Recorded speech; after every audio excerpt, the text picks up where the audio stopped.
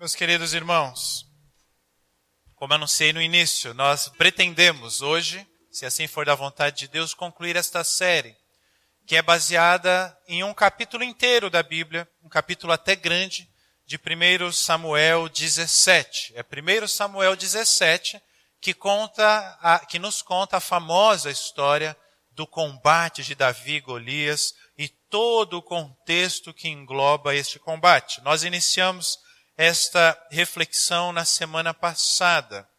E na semana passada o nosso foco foi a coragem de nós não confiarmos em nós mesmos. Eu vou fazer uma breve recapitulação, mas antes eu quero ler com você o texto que será o foco da nossa atenção no culto de hoje sobre o nosso segundo tema a respeito que o Senhor esteja com você. Por que o tema é esse? Porque a partir do verso de número 37, esses primeiros versos nós lemos a semana passada também, mas eu voltei um pouquinho no texto.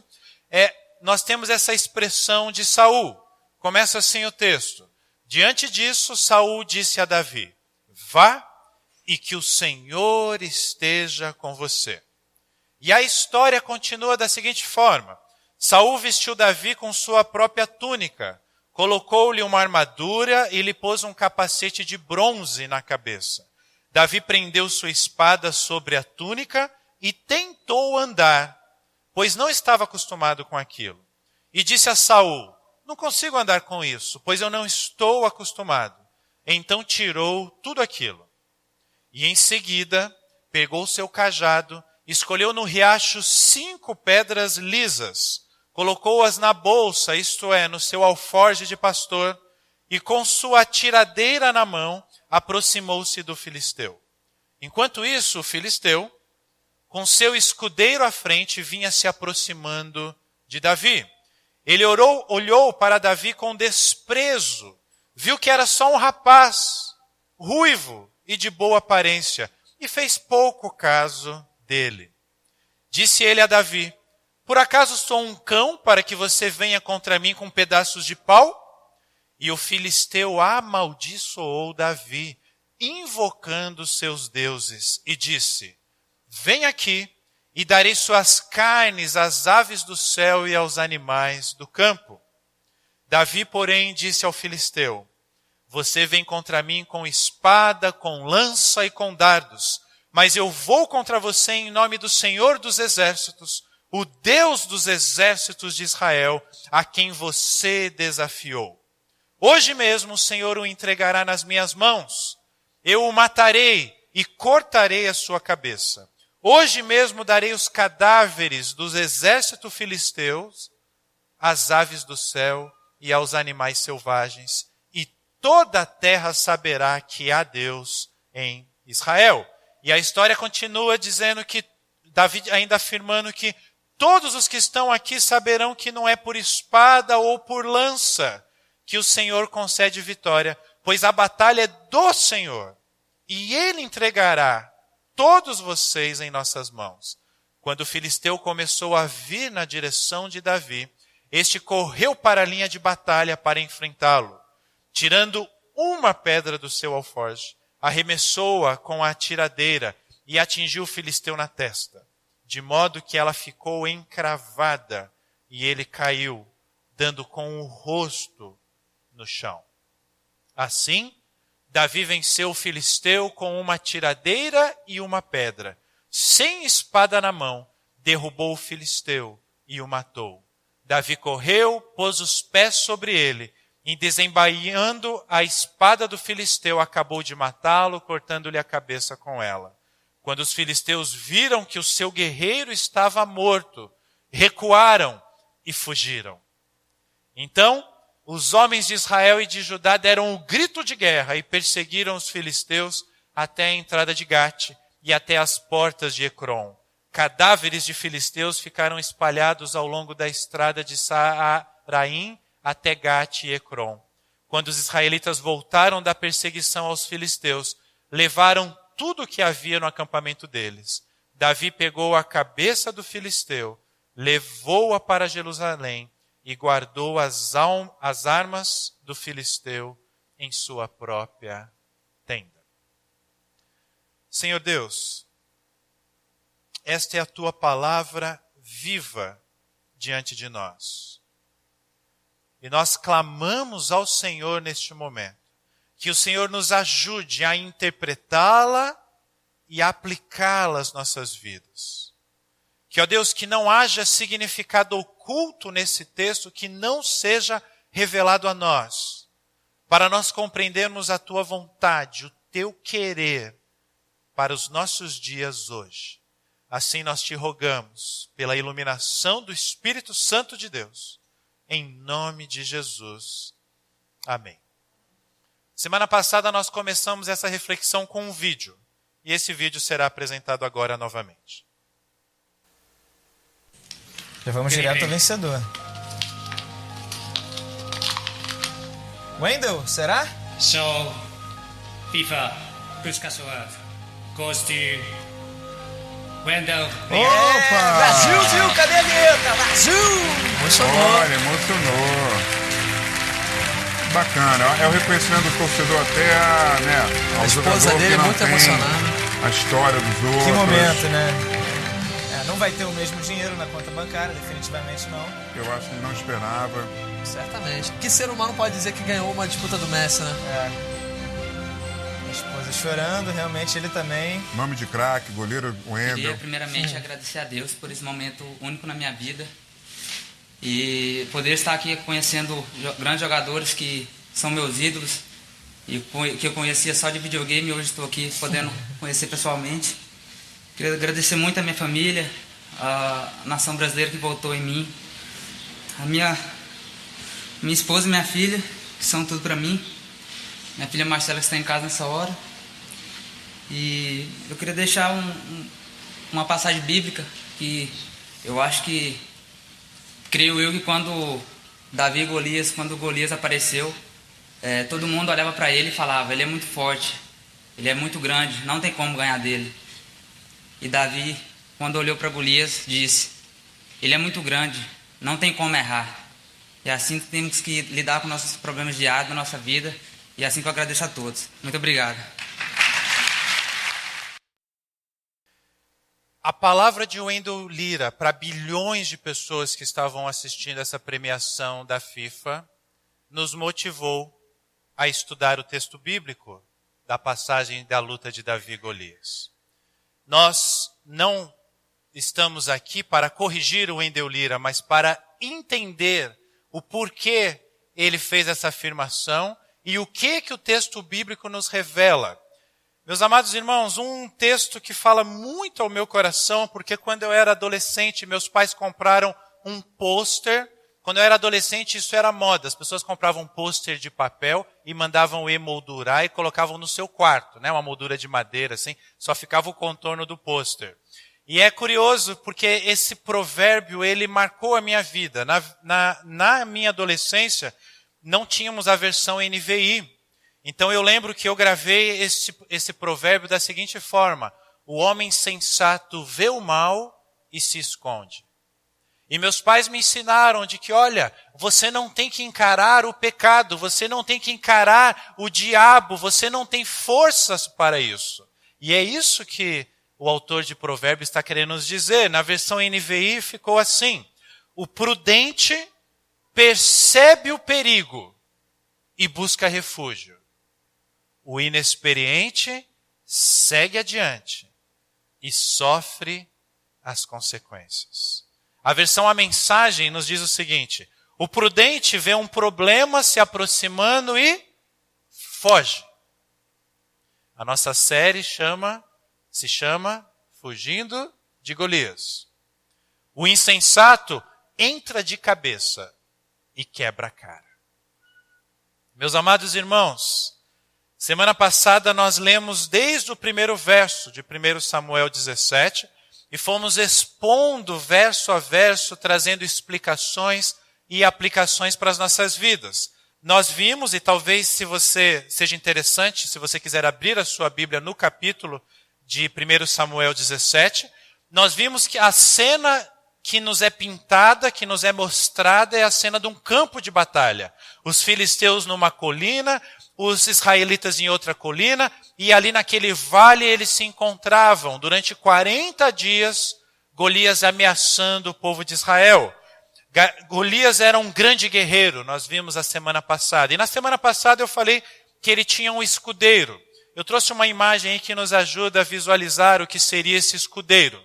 E também nos ajuda a visualizar o que seria Golias, um homem de 2,90 metros, com um capacete. E aí, quem produziu esse filme, dessa imagem aí, colocou algumas características de adoração a deuses na sua armadura. O que é muito provável que os filisteus faziam, até porque Davi, quando vai para o combate, ele invoca os seus deuses. Então esses chifres e essas características, e essa espada e essa couraça, e além disso tudo um escudeiro.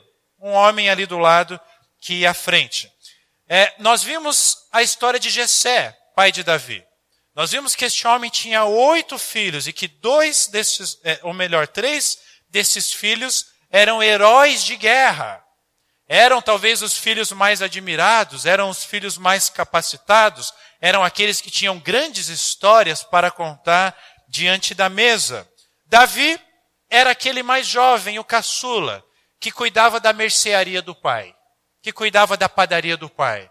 Aquele que não saiu para a guerra, aquele que não foi fazer faculdade, aquele que ficou cuidando dos negócios da família. No caso, a mercearia de Jessé era cuidar de rebanho. Por isso, Davi pastoreava ovelhas, os negócios do seu pai. O que é importante você entender nessa série é que nós estamos falando de desafios nas nossas vidas.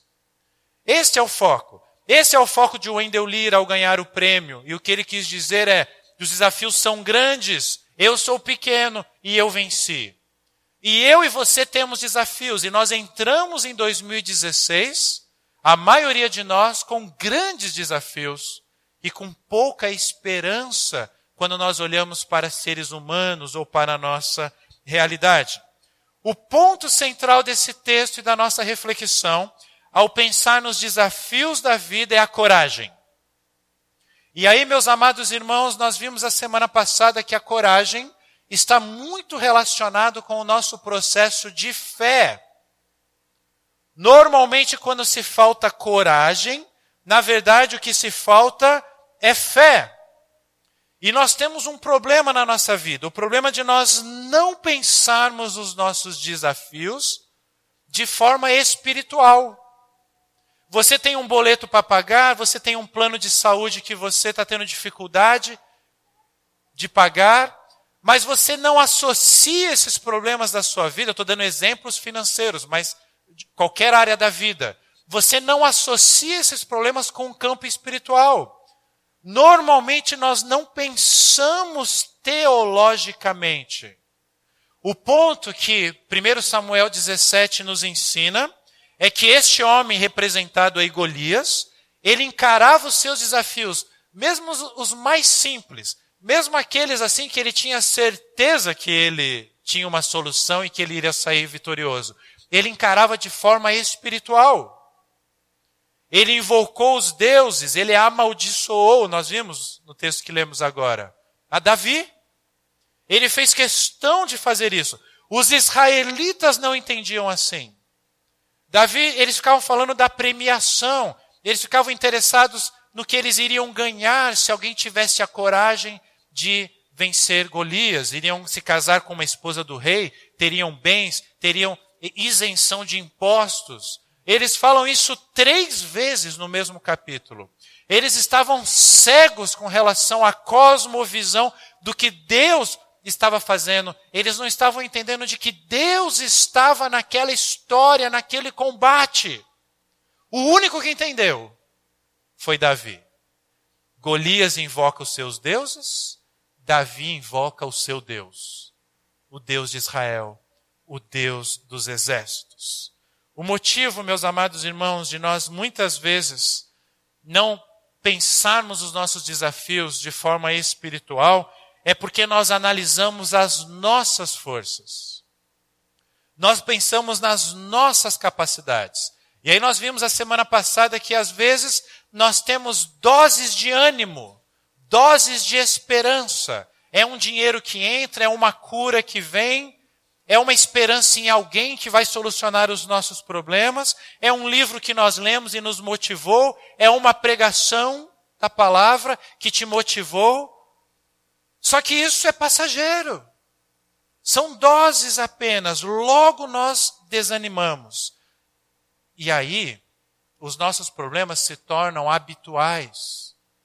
Porque por 40 dias, Davi desafiava o povo. E o próprio texto diz, no verso 23, que aquele desafio se tornou habitual. O texto diz que Golias se apresenta para o seu habitual desafio diante dos filisteus. Deixa eu fazer um parênteses aqui, meus amados irmãos. Talvez este seja um dos maiores problemas do brasileiro.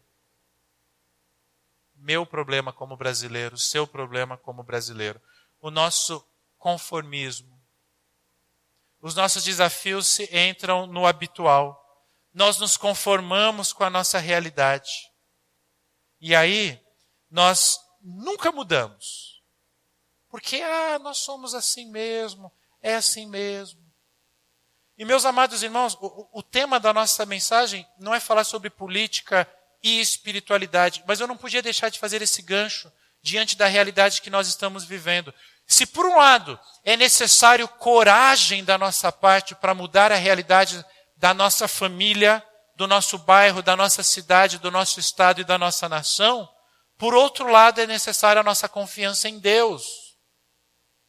Talvez nós estejamos errando como discípulos, porque ou nós estamos com muita coragem esquecendo que isso é um assunto espiritual, ou a gente está tratando só como um assunto espiritual e não tendo coragem nenhuma de mudar a nossa realidade como brasileiros.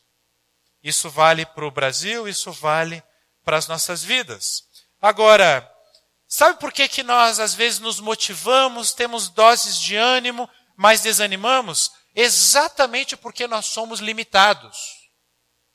Nós somos seres finitos. É por isso, irmãos, e eu quero ir direto ao ponto, porque isso aqui é uma continuidade de uma reflexão. É por isso que a nossa coragem hoje, porque como nós cantamos, nós somos fracos, nós somos falhos, nós nos preocupamos demais com as coisas, é por isso que a nossa coragem hoje não deve ser focada em nós, ou focada em nós. A nossa coragem deve estar focada em Jesus. Porque Ele é o ungido de Deus. Como Davi era ungido do povo de Israel, por Deus também. No capítulo 16 de 1 Samuel, você encontra o profeta ungindo Davi. Capítulo anterior a este. Jesus é o Messias prometido. Jesus é o rei e Davi viria a se tornar rei também. Agora, ele é mais que Davi, porque Davi era imperfeito. E Jesus é perfeito. Nós vimos a semana passada que para ter coragem, não adianta você se preparar. Não existe cursinho para ser corajoso. Eu até citei aquele filme, Um Ato de Coragem, com Denzel Washington, como personagem principal. Que ele está no hospital e o seu filho precisa de um transplante de coração. E ele não foi para o hospital, ele não se preparou para ter coragem naquele dia. Mas diante das circunstâncias, surgiram os desafios na vida e aquele homem teve um ato de coragem.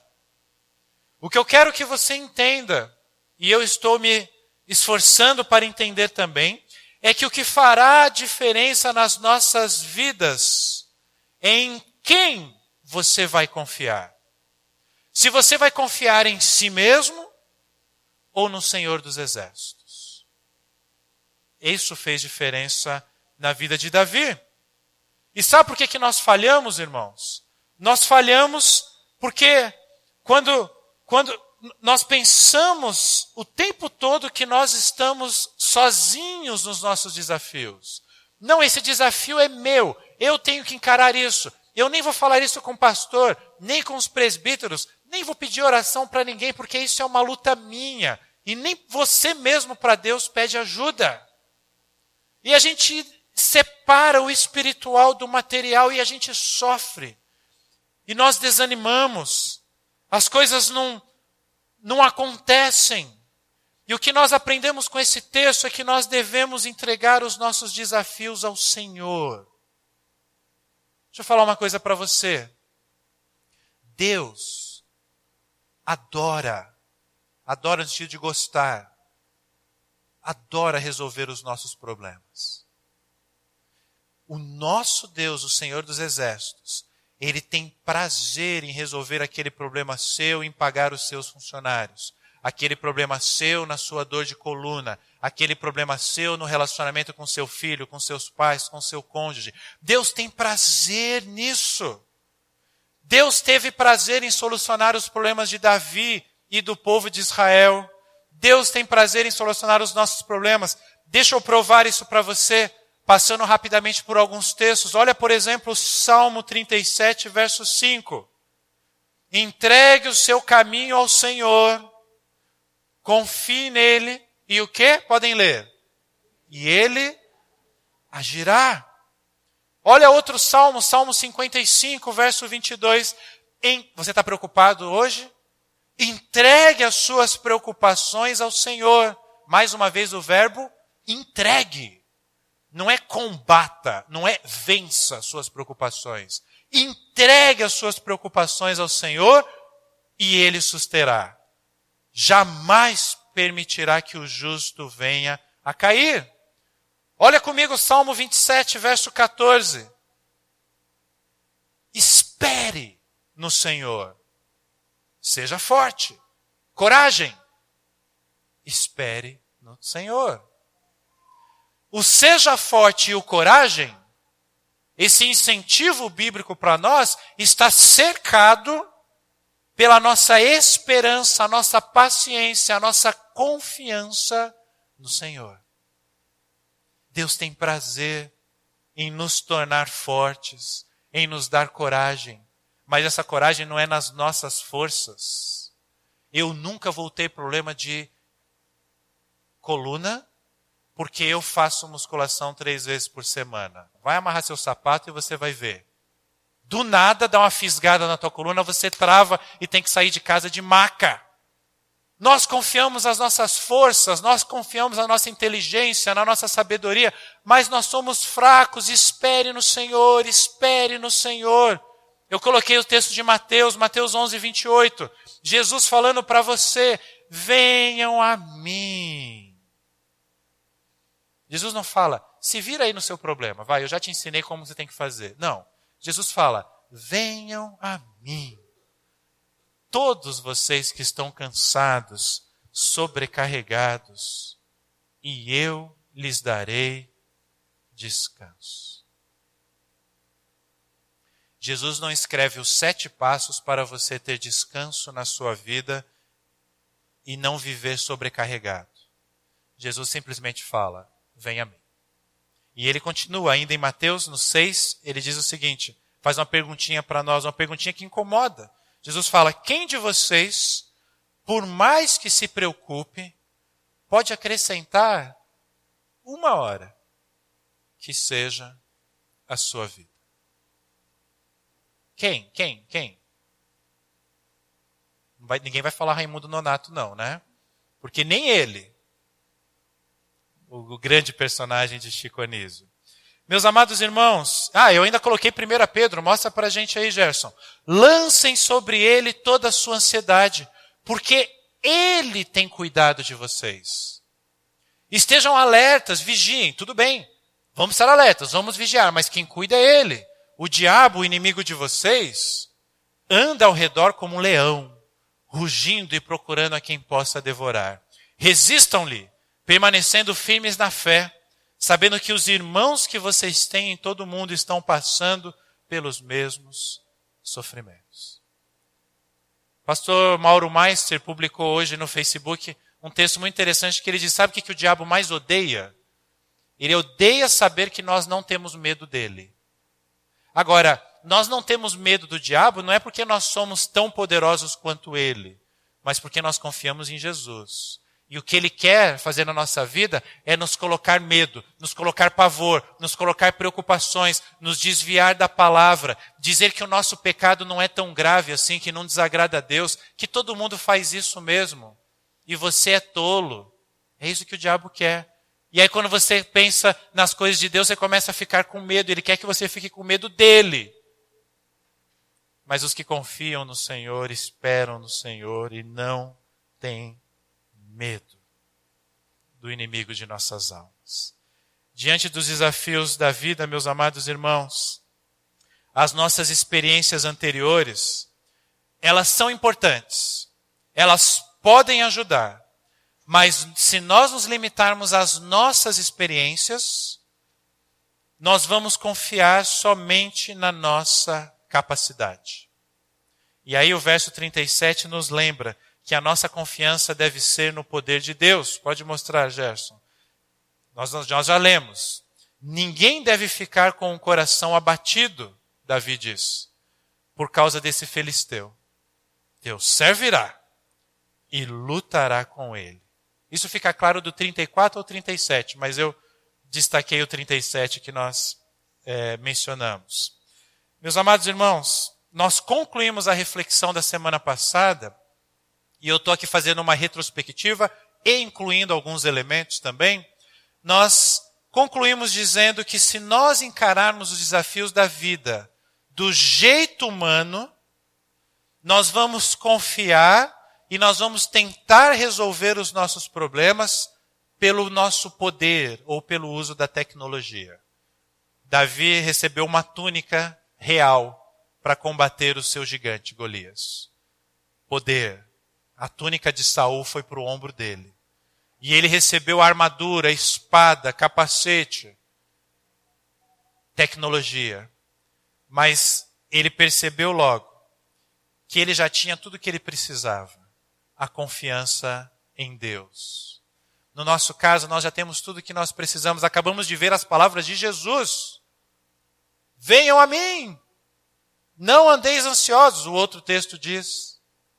Não fiquem preocupados.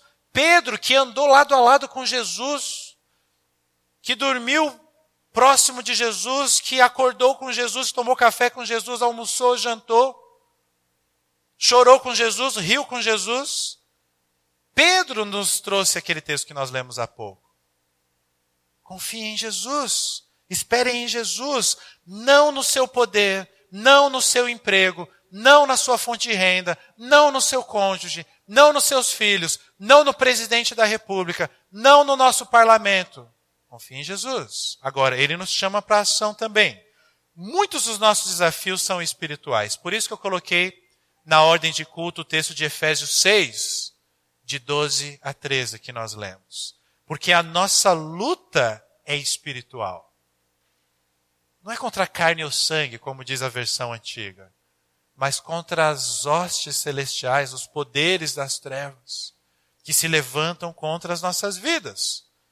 Davi, no verso 43, ou melhor, Golias, no verso 43, deixa isso muito claro. O filisteu amaldiçoou Davi invocando seus deuses. Davi, no verso 45, deixa isso muito claro, que ele entendeu também. Davi, porém, disse, você vem contra mim com espada, com lança e com dados, mas eu vou contra você em nome do Senhor dos Exércitos, o Deus dos Exércitos de Israel, a quem você desafiou. Antes essa luta aqui era campal, era uma batalha humana. Agora você tocou, você provocou o nosso Deus, você desafiou o nosso Deus. E essa vitória virá por meio de Deus. E ele explica isso no verso 46, 47, que nós já lemos. Por isso, meus amados irmãos, no verso 37, nos apresenta essa expressão, que o Senhor esteja com você. Como discípulos, e esse é o tema principal da nossa reflexão de hoje, concluindo esta série. Como discípulos de Jesus, nós não podemos nos esquecer que o Senhor está conosco. Se eu tivesse o poder nesta noite de colocar uma coisa assim na sua mente, para você lembrar todos os dias da sua vida, eu colocaria essa frase: o Senhor está com você. o Senhor está com você. O Senhor está com você. E você vai dar um trupicão na calçada e você vai lembrar, o Senhor está com você. E você vai receber uma notícia ruim e você vai lembrar, o Senhor está com você. Não temas, não tenha medo. Meus amados irmãos, não tente usar armas físicas para batalhas espirituais. Não vai funcionar. A ameaça de Golias, está aí no texto, eu farei. A ameaça de Davi é, Deus fará. Mesmo Golias invocando os seus deuses, ele confiava nele mesmo para vencer aquela batalha. Principalmente quando ele viu Davi, um baixinho, ruivinho, de boa aparência, fraquinho, sem armadura. Embora ele tenha invocado os deuses, ele falou, eu vou massacrar esse sujeitinho. E ele diz no texto, eu farei. Agora Davi, ele remete a sua vitória a Deus, como está nesses versos aí em tela. Ele confiava que Deus estava com ele. E aqui nós temos uma grande lição para as nossas vidas, que nós precisamos entender definitivamente hoje. Por isso coloquei tantos textos lá dos Salmos e dos Evangelhos. Deposite todos os seus problemas em Deus. Você quer ter vitória na vida? A vitória não depende de você. Deposite os seus fardos, como Jesus fala. Aquilo que você não aguenta carregar. É você como representante comercial, é você como vendedor, é você como empresário, é você que chega, isso tem acontecido na nossa cidade, você sai de casa para trabalhar, chega na sua empresa, a empresa está fechada e tem uma lista de demissões e você fica na expectativa se o seu nome está naquela lista ou não. É você que precisa pagar funcionários e você não tem mais recursos para pagar funcionários. É você que está pensando em vender coisas para pagar contas ou para comprar comida. É você que tem um problema de saúde que está te incomodando. Você já orou, o pastor já orou, mas não deu certo ainda. Meus amados irmãos, as nossas preocupações. Primeiro passo, entregar a Deus. Segundo passo, confiar. Confiar. Que Ele vai resolver. Não é você que resolve. É por isso que o texto diz, no verso 51, que quando nós confiamos em Deus, quando nós depositamos as nossas preocupações, os nossos desafios em Deus, os nossos inimigos fogem. Acontece isso no 51. Aí. Os inimigos, eles fogem. Agora, eles fogem, olha que interessante, não por causa do poder de Davi. Eles fugiram por causa do poder de Deus. E o verso 54 diz que Davi, é até meio sinistro isso, né? Davi leva a cabeça de Golias para Jerusalém. E meus amados irmãos, o texto não explica, mas nós podemos deduzir que o objetivo de Davi era lembrar o que Deus fez. Não como um caçador, um grande guerreiro que expõe as suas presas, as suas caças, a cabeça da sua caça assim na parede. Não. Mas para que Israel lembrasse que Deus havia dado aquela vitória. Nós também precisamos ter isso em mente. Fugindo de Golias. Nós vimos aqui no vídeo as frases, ou a frase de Wendell Lira, quando ele venceu o prêmio Puskás. Ele diz assim, quando Golias apareceu, disseram, ele é muito forte, grande, não tem como ganhar dele. Davi disse, ele é muito grande, não tem como não acertar ele. É assim que temos que enfrentar os problemas diários em nossa vida. É assim que eu agradeço. Bonito, né?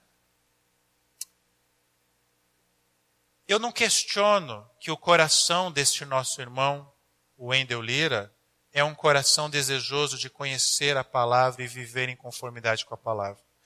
Mas eu quero que você entenda como que essa fala dele está centrada no homem e não em Deus.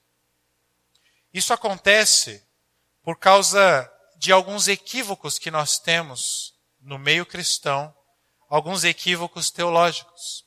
Por exemplo, um livro muito famoso é este livro de Max Lucado, Derrubando Golias. É o título desse livro que me deu a ideia do título da nossa série, Fugindo de Golias. Porque olha que interessante, talvez esteja pequeno para você ler ali, mas eu vou ler para você. Isso aqui é a sinopse num site sobre a obra. Esta obra é baseada na história de Davi e Golias, quando o jovem hebreu venceu o gigante filisteu em uma batalha. Apesar de distante, este relato bíblico tem muito a ensinar. Afinal, todos temos, esqueceram de um S ali, todos temos um Golias em nossas vidas e conhecemos muito bem.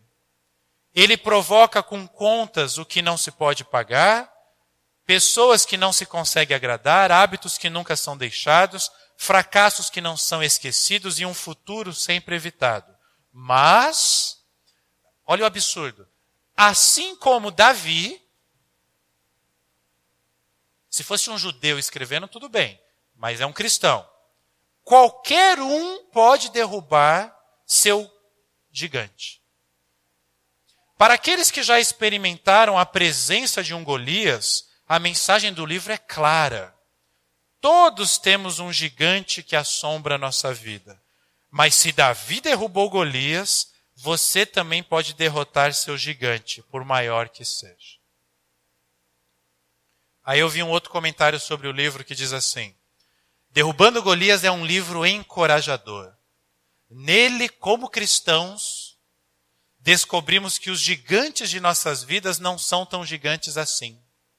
Basta prestar atenção, olha só, você tem que fazer algumas coisas.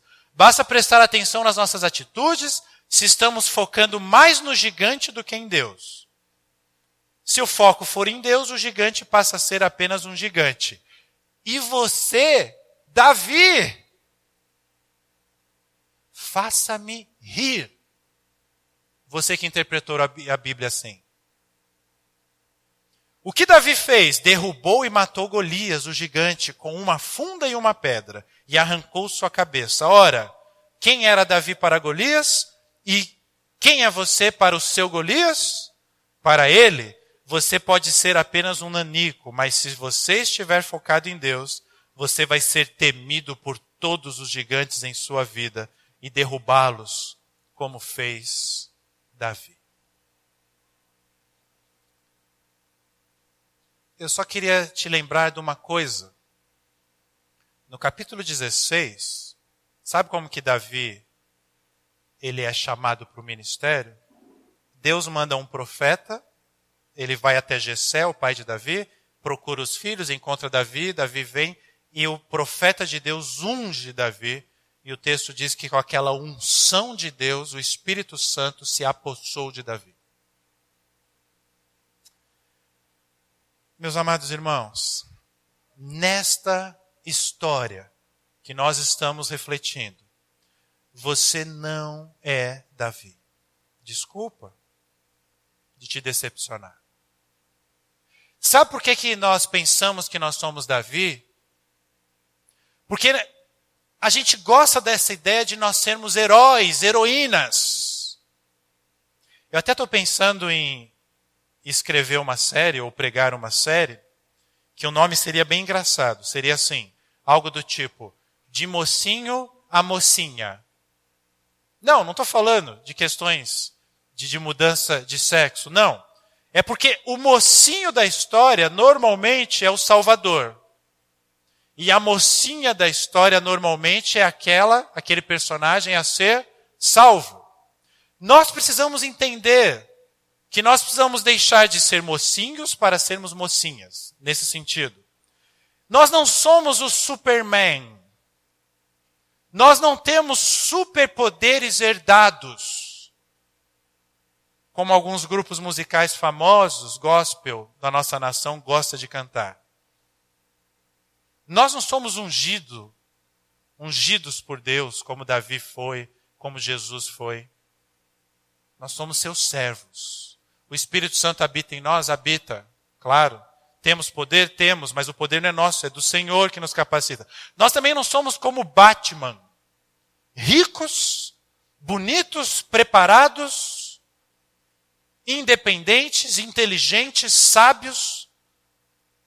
Não. Nós também não somos como os Vingadores, com capacidades especiais, convocados pela SHIELD, né? O esquadrão lá dos Vingadores. Se for fazer um comparativo desses heróis, eu diria que nós somos mais como Frodo, do Senhor dos Anéis. Um naniquinho, com um pé enorme, que não tinha poder nenhum, era um medroso, mas que o tempo todo na história do Senhor dos Anéis, no livro e nos filmes, a gente percebe a ação de um ser superior ajudando Frodo no seu caminho, e ele com poder especial nenhum, frágil como é, ele foi o único que conseguiu, vou dar um spoiler, destruir o anel do Senhor dos Anéis. Nós somos como Frodo, frágeis, passíveis de serem corrompidos, porque o Frodo ele é corrompido em algumas partes da história. Ele se deixa levar pelo poder do anel. Mas há e Tolkien é cristão. E ele escreve Senhor dos Anéis numa perspectiva cristã. Frodo é a figura do frágil servo que é usado por Deus para vencer os grandes inimigos. Não é Superman, não é Batman, não são os Vingadores. Nós somos guiados para a vitória. Outra coisa, meus irmãos, Golias não são os seus problemas, como esses livros falam. Livros que o Wendell Lira deve ter lido, por exemplo, e que muitos leem. Nós lemos. No seminário eu tinha um colega que me mostrou esse livro, falou, esse livro mudou a minha vida. Presbiteriano. Falei, é? Na época eu não entendia muito bem, e concordei com ele. Golias não são seus problemas financeiros, Golias não é a tua enfermidade. Você, diz essa teologia, você tem que pegar na sua vida 5 pedras e vencer os seus inimigos como Davi fez. Para com isso. Não depende de você. Sabe por quê? Se depender de você, você pode errar as 5 pedras. E algo curioso que o presbítero Dirceu destacou desse texto. Comentou comigo hoje à tarde. Ele falou, pastor, você percebeu que Davi pegou 5 pedras? Ele achava que precisava de 5 pedras, mas Deus mostrou para ele que uma só bastava. Quando a gente pensa na nossa capacidade, a gente pensa, não, mas eu confio em Deus. Davi era falho, Davi não era Jesus. Não, vou colocar 5, porque se eu errar a primeira, tem a segunda, a terceira, a quarta e a quinta. Depois da quinta, esse gigante vai me destruir. Deus nos mostrou que você pode pensar em 5 soluções para os seus problemas. Deus te surpreende logo na primeira. Ele resolve quando você confia. E outra coisa, você pode acertar a testa de Golias com a sua capacidade de acertar alvos. Mas quem garante que esse tiro seu vai ser mortal? Como foi? Vocês sabem que eu gosto de jogar basquete, é o meu esporte predileto. E meus amados irmãos, eu jogo basquete há 3 décadas. E a mão vai ficando calibrada. Você acerta com frequência aquela cestinha, aquela bola ao cesto. Mas não tem um arremesso sequer que quando um jogador de basquete, quando a bola sai da sua mão em direção ao cesto, um jogador de basquete tem a plena certeza de que ele fez o cálculo certinho da força do braço, da quebra da munheca, do ângulo certo, e ele tem absoluta certeza que a bola vai cair. A gente nunca sabe. Existe uma ação espiritual assim, Deus é que quer quando a bola cai ou não. Não existe a perícia. Vida cristã não é isso. Não é você ser vencedor porque você é forte. É você reconhecer que você é fraco, mas que Jesus é forte e te dá a vitória. Porque nós somos mais que vencedores em nós mesmos? Não. Somos mais que vencedores em Cristo Jesus. Agora, perceba o que acontece no nosso meio. O que vai acontecer com a sua vida se você colocar toda a sua energia e não vencer o gigante da sua vida? Você foi lá, você pegou as 5 pedras, você fez o que o pastor orientou, o que o autor do livro orientou, você se motivou por uma história bonita como a do Wendel, mas o Wendel acertou a pedra, mas você não. Aí você fica frustrado. E a conclusão que você chega é, esse negócio não funciona. Não funciona. Esse negócio não funciona. E aí você questiona, onde está Deus? Domingo passado eu enterrei uma mulher de 59 anos. Serva do Senhor. Com marido, no hospital. Ambos sofreram um acidente de carro. E os 3 filhos ao meu lado no caixão. Adultos.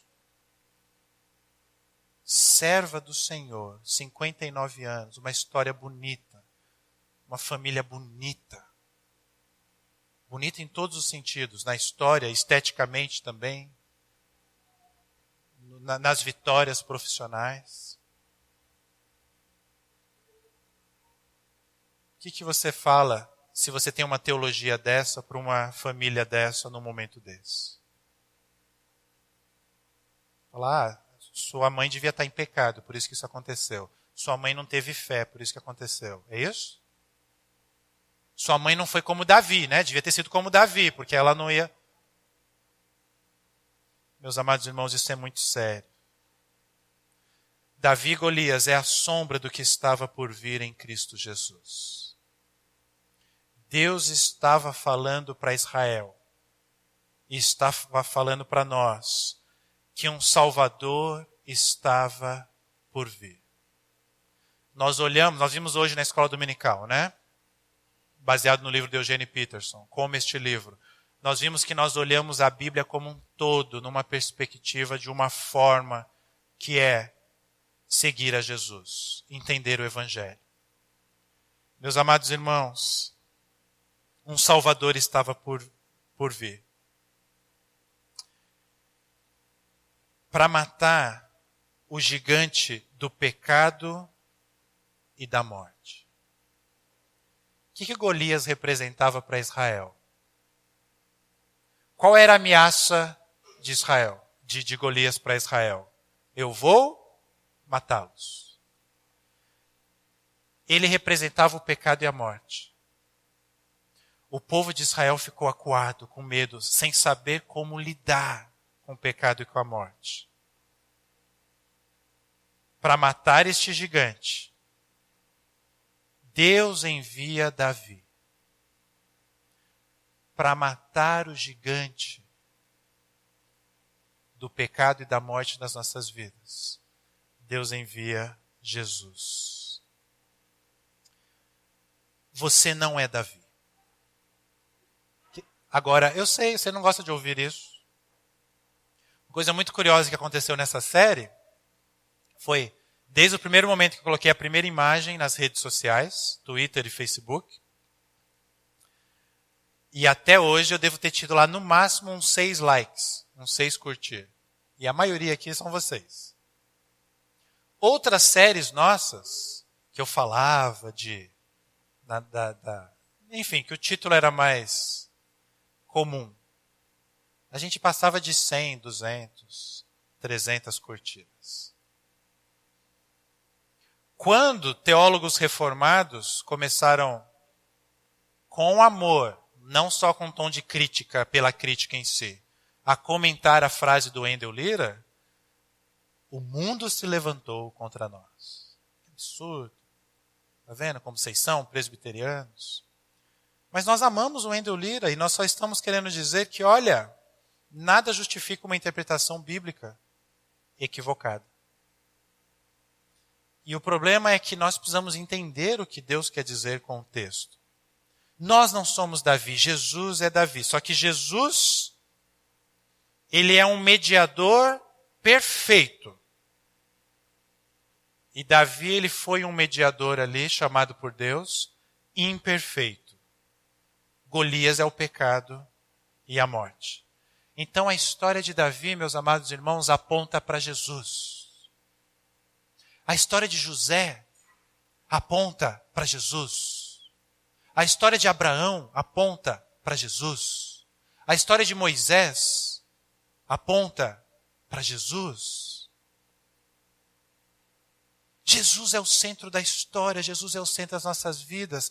Em Cristo nós compreendemos e vivemos no mundo que estamos cercados. Quem nós somos então?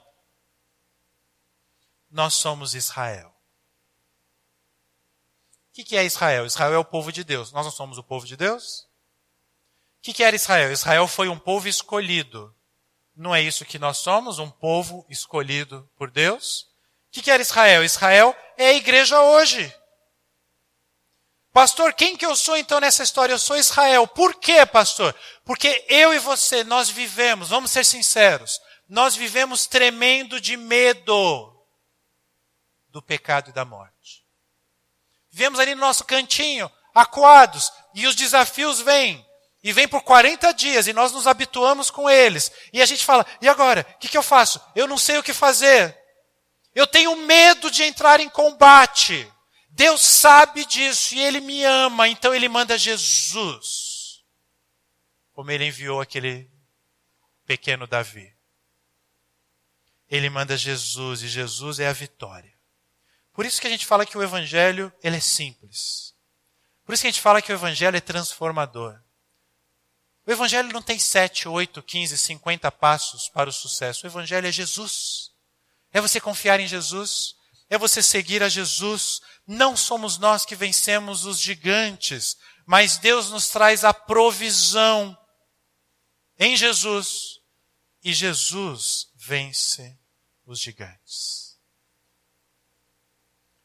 É por isso que eu adoro a Jesus. Eu adoro Jesus porque não fui eu que venci o gigante. Deus cumpriu o Evangelho por nós. Isso que nós chamamos de graça. A graça. A graça. E perceba uma coisa, eu vou concluir. O exemplo da história do Wendell Lira é um exemplo da graça de Deus, mas que talvez ele mesmo ainda não compreendeu. Deixa eu explicar para você que não sabe a história. O prêmio do Wendell Lira não foi por merecimento. Ele não mereceu o prêmio. Sabe por quê? Não foi ele o Wendell Lira, só para você entender, esse prêmio, diferente do prêmio do melhor jogador do ano, esse prêmio era para o gol mais bonito. Esse prêmio depende de votação de internet. Não são especialistas do futebol que fazem uma análise e aí votam e elegem o melhor gol. Não! Somos nós. A gente vai lá na internet, o que eu acho mais bonito é o do Wendell Lira. E não foi o Wendell Lira que mobilizou a internet para ele ganhar o prêmio.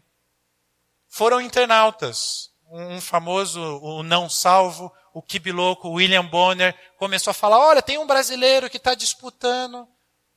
Se fosse por merecimento, quem entende futebol sabe, havia gols mais bonitos. O do Messi era um deles. Mas os brasileiros são fortes nas redes sociais, eles se mobilizaram e votaram, e votaram, e votaram, e votaram, e votaram. E o Wendell Lira ganhou. Foi graça. Não tem essa história de que eu fui como Davi, eu acertei no alvo. Tanto que o Wendell Lira é um jogador reserva de um time da 3ª divisão do Nordeste, ou de Goiânia. 2ª ou 3ª divisão. A conclusão, meus amados irmãos, é: você não precisa ter a coragem de Davi para vencer os desafios da vida. Porque Jesus vence os desafios da vida por você. Ele te orienta, Ele te guia, Ele te ensina. Não significa que você não faz nada. Ele te chama, Ele te convoca, Ele te chama à ação. Olha, confia em mim, faz isso daqui. Teu plano de saúde não está dando certo, ó, vê essa outra opção. Deus abre portas que nós não imaginamos quando nós confiamos nele. Mas nós temos que confiar.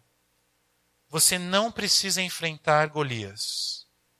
Não precisa ficar preocupado em derrotar Golias. Jesus faz isso por você. O dia que você compreender isso, você vai viver tão leve. Você vai entender as palavras de Jesus que nós citamos aqui hoje. Você vai entender os salmistas dizendo: entregue ao Senhor, confie no Senhor, espere no Senhor. Seja corajoso, seja forte, mas olha, sua coragem e sua força depende de você esperar no Senhor. Você vai ouvir Jesus dizendo: venham a mim, vocês que estão preocupados, ansiosos. O apóstolo Pedro também. Você vai falar: é lógico, isso aí faz sentido. Porque não sou eu que venço as minhas batalhas, é Jesus. Por isso eu quero mostrar de novo para vocês o verso que eu comecei essa reflexão. O prudente percebe o perigo e busca refúgio. Busque o refúgio em Deus. Você pode fugir de Golias. O inexperiente segue adiante e sofre as consequências. Não é ter a coragem de Davi, mas sim a confiança em Deus que fará a diferença nos desafios da nossa vida. Porque quando nossos inimigos se levantarem contra nós, o Senhor estenderá sua mão para nós e nos dará a vitória. Por que? Uma pergunta. Quem pode livrar como o Senhor? Você pode livrar como o Senhor? Alguma outra coisa no universo pode livrar como o Senhor? Não. Ó Deus querido, o Senhor está aqui e está ouvindo as nossas orações, Senhor. Nós temos esta convicção porque ela é dada pelo Espírito Santo de Deus. Ó Pai, esses 2 domingos, a Tua palavra trouxe a nossa reflexão o quanto nós somos fracos, o quanto nós temos dificuldades para enfrentar esses problemas, essas preocupações que parecem gigantes em nossas vidas. Senhor, obrigado pela vitória que o Senhor concede aos Teus servos. Obrigado, Senhor, porque o Teu nome foi glorificado na vida do nosso irmão Wendel Lira. Obrigado, ó Pai, porque mesmo não compreendendo todos os detalhes do Teu Evangelho, homens e mulheres fiéis confiam no Senhor. Senhor, salva a Tua igreja, Deus, de pessoas que são muitas vezes preguiçosas em estudar a palavra e estão à frente da Tua igreja. Salva a Tua igreja, ó Deus, de trambiqueiros, de vigaristas, que manipulam a fé das pessoas, que manipulam a Tua palavra para os seus interesses, ó Deus. Ajuda-nos a compreender o cristianismo puro e simples, revelado de Gênesis a Apocalipse, revelado para uma aplicação prática nas nossas vidas. Nós entendemos o que é seguir a Jesus. Ó Pai, e ao seguir a Jesus, o próprio Senhor nos alertou que nós iríamos carregar algumas cruzes.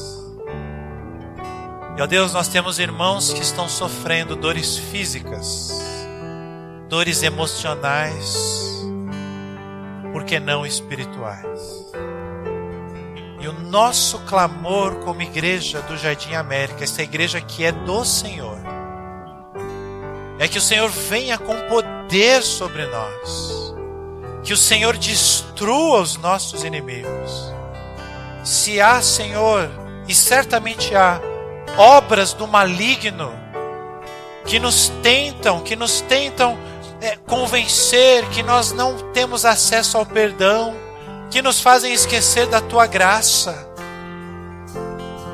Se o inimigo de nossas almas quer nos conscientizar que nós não precisamos de Ti, ó Deus, que toda e qualquer obra de Satanás e de seus demônios caiam por terra, em nome de Jesus. Não por causa do nosso poder, porque nós somos falhos, como Davi era falho e foi usado por Ti, e mesmo depois de ter usado por Ti, continuou falhando e acertando, mas confiando no Senhor, ó Pai. Nós declaramos nessa noite que confiamos em Ti. Confiamos que o Senhor é o Deus que cura as nossas enfermidades físicas. Confiamos, ó Deus, que o Senhor está com a Charlene naquele hospital, que o Senhor está com o Dirceu aqui, que o Senhor está com aquelas famílias que estão enlutadas, que o Senhor está com a Débora, que está fazendo ou fará esta cesárea urgente, sei com aquela criança naquele ventre. Ó Deus, traga vitória para as nossas vidas. O nosso país e a crise no mundo nos preocupa, mas o Senhor está nos dizendo: venham a mim, vocês que estão preocupados, ansiosos, sobrecarregados, e eu lhes trarei descanso, paz, alegria em qualquer circunstância. Se com as questões jurídicas que envolvem o nosso nome, as nossas empresas, se com os nossos patrões, se com os nossos funcionários, ajuda-nos a cumprir os compromissos que nós assumimos diante da sociedade, diante do governo, diante das pessoas. Não permita que o nosso coração seja corrupto por causa do momento de crise. Ó Deus, nós somos como o povo de Israel, acuados, com medo, sem saber o que fazer. Mas o Senhor já nos enviou o nosso Salvador. Por isso, ó Deus, nesta noite, nós declaramos que trazemos à nossa memória o nosso Salvador, a obra de Jesus por nós, que lembramos que nós somos pecadores, mas salvos em Cristo Jesus, que lembramos que nós somos fracos, mas fortes em Cristo Jesus, que lembramos que as nossas lutas não são apenas materiais, mas espirituais, e Cristo Jesus é mais que vencedor, porque Ele morreu naquela cruz por nós, mas Ele ressuscitou ao terceiro dia. Ó Senhor, obrigado pelo que o Senhor tem feito no nosso meio. Obrigado pelas famílias que estão chegando. Obrigado pelas crianças que estão nascendo. Obrigado pela alegria do Senhor nas nossas vidas. Proteja-nos, ajuda-nos, abençoa-nos. E que desta forma, a graça do nosso Senhor e Salvador Jesus Cristo, o amor de Deus, nosso eterno e perfeito Pai, e o poder, não o nosso poder, mas o poder do Espírito Santo que habita em nós, seja com cada um que aqui está, cada família aqui representada e todo o povo de Deus pelos séculos dos séculos. Amém.